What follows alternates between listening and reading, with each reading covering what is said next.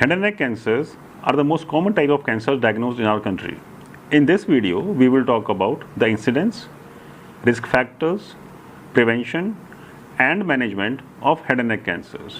We will also discuss the success rate of treatment and management of the side effects of radiotherapy and chemotherapy. Hello everyone, मेरा नाम doctor Harimohan Agarwal है और मैं एक cancer specialist हूँ। पिछले 20 सालों में मैंने हज़ारों head and neck cancer patients का ट्रीटमेंट किया है और मुझे उम्मीद है कि आपको मेरे एक्सपीरियंस से फ़ायदा मिलेगा। तो head and neck cancers actually क्या होते हैं?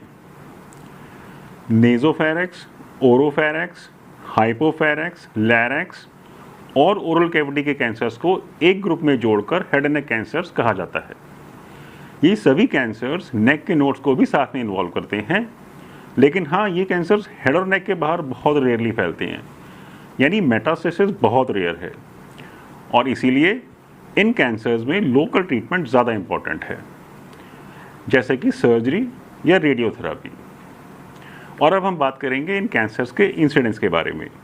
आपको शायद ये जानकर हैरानी होगी कि हर साल सारी दुनिया में जितने head and neck cancers diagnose होते हैं उनमें से 1/3 यानी 1/3 सिर्फ हिंदुस्तान में ही पाए जाते हैं। Head and neck cancers India में सबसे ज़्यादा कॉमन हैं।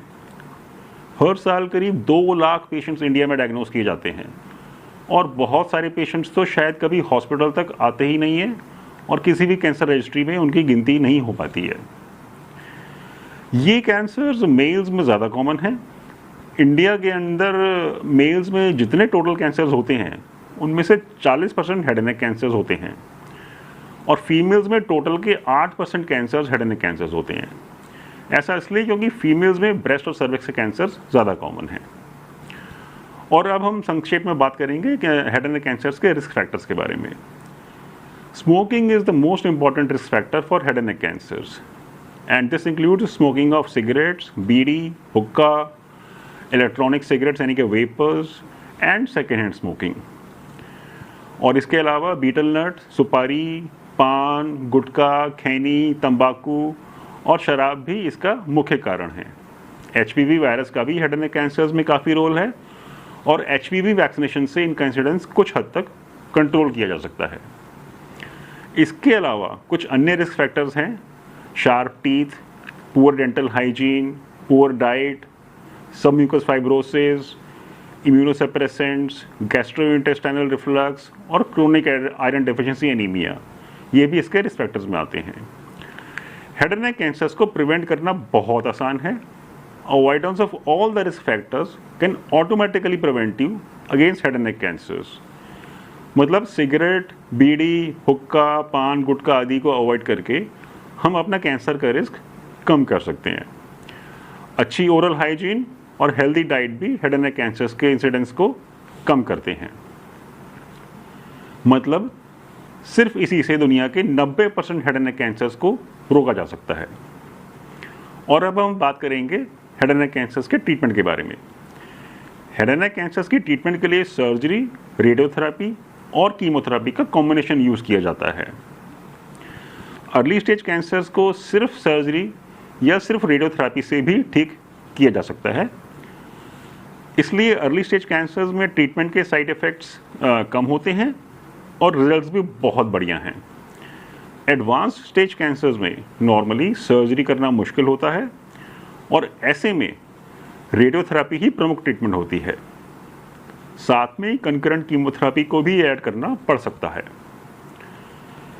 ये सभी ट्रीटमेंट डिसीजंस ट्यूमर बोर्ड में लिए जाते हैं और इनको डिसाइड करने के लिए सर्जन और radiation oncologist, medical oncologist, pathologist और रेडियोलॉजिस्ट साथ में मिलकर बेस्ट ट्रीटमेंट ऑप्शन सेलेक्ट करते हैं।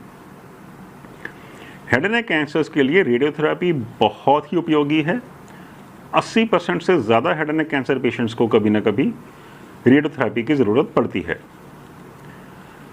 कुछ पेशेंट्स में तो रेडियोथेरापी कुछ साल बाद दोबारा रिपीट भी करनी पड़ सकती है और उनमें इसको री रेडिएशन बोलते हैं। रेडियोथेरापी के साथ कंकरेंट कीमोथेरापी की भी अक्सर ज़रूरत होती है। ये कीमोथेरापी एडमिट करके आप आईवी सलाइन से भी दे सकते हैं या फिर कुछ पेशेंट्स में ओरल कीमोथेरेपी का भी प्रोटोकॉल होता है। नॉर्मली ये रेडियोथेरेपी प्लस कीमोथेरेपी का ट्रीटमेंट 5 से 7 हफ्ते तक चलता है और इसमें साइड इफ़ेक्ट्स भी काफ़ी आते हैं।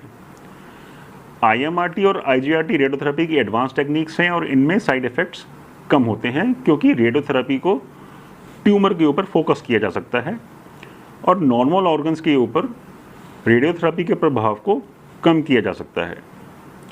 रैपिड आर्क, VMAT और आर्क थेरेपी भी IMRT की एडवांस टेक्निक्स हैं और हेड एंड नेक कैंसर्स में इनका पेशेंट्स को बहुत फ़ायदा होता है।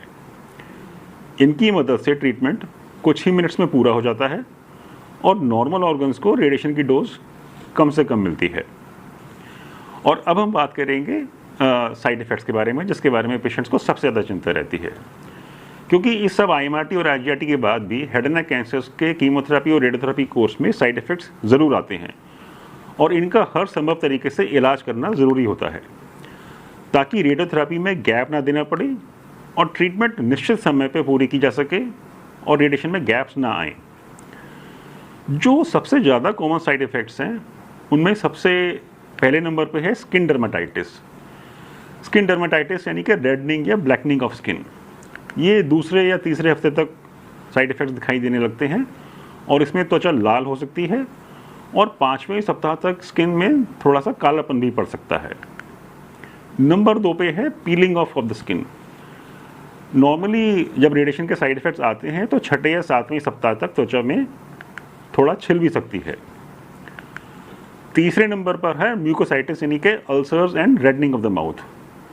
नॉर्मली उपचार के 4थे सप्ताह तक मुंह में छाले हो जाते हैं और उसको हम ओरल म्यूकोसाइटिस बोलते हैं। नंबर 4 है loss of appetite and weakness, यानी कि भूख कम लगना और उसी की वजह से कमजोरी आना। 5वें नंबर पे है डिस्फेजिया एंड ओडाइनोफेजिया। डिस्फेजिया मतलब खाने में तकलीफ, खाना अटकना, और ओडाइनोफेजिया यानी कि खाना खाते वक्त दर्द होना, खाने की नली में दर्द होना, इसको हम ओडाइनोफेजिया बोलते हैं। नंबर 6 पर है वेट लॉस, नोजिया और वॉमिटिंग। ये रेडियोथेरेपी और कीमोथेरेपी का जब हम कॉम्बिनेशन यूज़ करते हैं तो ये side effects weight loss, nausea और वॉमिटिंग ज़्यादा आते हैं। 7वें नंबर पर है dryness of mouth, loss of hearing और टिनिटस यानी कि कान में सीटी बजने का एहसास होना, कम सुनाई देना और मुंह सूखना। ये नॉर्मली लेट साइड इफ़ेक्ट्स होते हैं जो कि बाद में दिखाई देते हैं। इन सभी साइड इफ़ेक्ट्स को मिनिमाइज़ करना, समय पर इनको डायग्नोज करना और ट्रीट करना, ये सब आपके कैंसर स्पेशलिस्ट की जिम्मेदारी है और यही हेड एंड नेक कैंसर्स की सक्सेसफुल ट्रीटमेंट का मूल मंत्र है। हेड एंड नेक कैंसर्स में रिहैबिलिटेशन भी बहुत इंपॉर्टेंट है और इस टॉपिक को अक्सर समय की कमी की वजह से नेगलेक्ट भी कर दिया जाता है। रिहैबिलिटेशन यानी कि पोस्ट ट्रीटमेंट केयर, इसमें कई चीज़ आती हैं। इसमें नंबर 1 पर है स्पीच थेरेपी, यानी कि पेशेंट्स को सर्जरी के बाद और रेडिएशन के बाद बोलने में जो तकलीफ होती है और जो बोलने का मैकेनिज्म चेंज हो जाता है, उसको इम्प्रूव करने के लिए स्पीच थेरेपी दी जाती है। नंबर 2 पे है सॉलोइंग थेरेपी, यानी कि सर्जरी और रेडिएशन के बाद पेशेंट को खाना सटकने में, सॉलो करने में प्रॉब्लम हो सकती है और उसके लिए उसको ये टीच किया जाता है कि प्रॉपर सॉलोइंग कैसे की जाए। स्पीच एंड सॉलोइंग थेरेपी में ENT सर्जन्स और उनके स्पेशलिस्ट भी मदद कर सकते हैं। नंबर 3 पर आती है डाइटिशियन काउंसलिंग, यानी कि head and neck cancer patients को ट्रीटमेंट के बाद डाइटिशियन के साथ बैठकर ये समझना बहुत ज़रूरी है कि उसको क्या चीज़ खानी है, कब खानी है और कितनी खानी है, और लिक्विड डाइट को कैसे इनकॉर्पोरेट करना है अपने लाइफस्टाइल में। तो ये डाइटिशियन काउंसलिंग जो है head and neck cancer patients के लिए बहुत ज़रूरी होती है। फिर नंबर 4 पर आता है मैनेजमेंट ऑफ राइस ट्यूब और कोलोस्टोमी, क्योंकि कुछ पेशेंट्स में राइस ट्यूब या फीडिंग ट्यूब की ज़रूरत पड़ती है और उन पेशेंट्स को ये पता होना चाहिए कि राइस ट्यूब से या कोलोस्टोमी से या फीडिंग जेजुनोस्टोमी से कैसे फीडिंग की जाएगी। उसके बाद 5वां नंबर है साइकोलॉजिकल काउंसलिंग का, क्योंकि ये जो ट्रीटमेंट है रेडिएशन प्लस कीमो या सर्जरी, ये काफ़ी इंटेंसिव होती है, काफ़ी तकलीफ हो सकती है इसमें और पेशेंट्स काफ़ी हद तक साइकोलॉजिकली डिस्टर्ब हो जाते हैं, तो उनको साइकोलॉजिकल काउंसलिंग की भी ज़रूरत पड़ सकती है।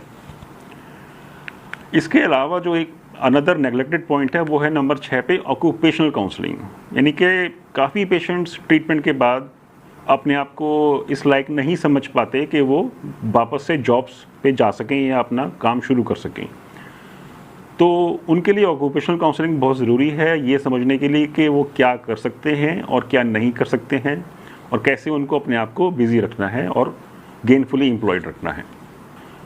और 7वें नंबर पे the last but not the least, that is quitting of smoking, tobacco and alcohol.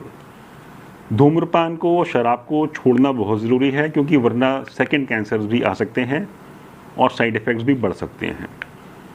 तो यदि हम समराइज़ करें तो हेड एंड नेक कैंसर्स में सर्जरी और रेडियोथेरेपी बहुत कॉम्प्लिकेटेड और काफ़ी मुश्किल है। ट्रीटमेंट के रिजल्ट्स बहुत एनकरेजिंग नहीं हैं और रिहैबिलिटेशन भी काफ़ी जटिल है। बाकी सभी कैंसर्स की तरह अर्ली डायग्नोसिस और प्रिवेंशन ही सबसे उपयोगी है। अगर आपके पास इस वीडियो से संबंधित कोई सवाल है तो आप हमें संपर्क कर सकते हैं दिए हुए नंबरों पर। धन्यवाद। Thank you.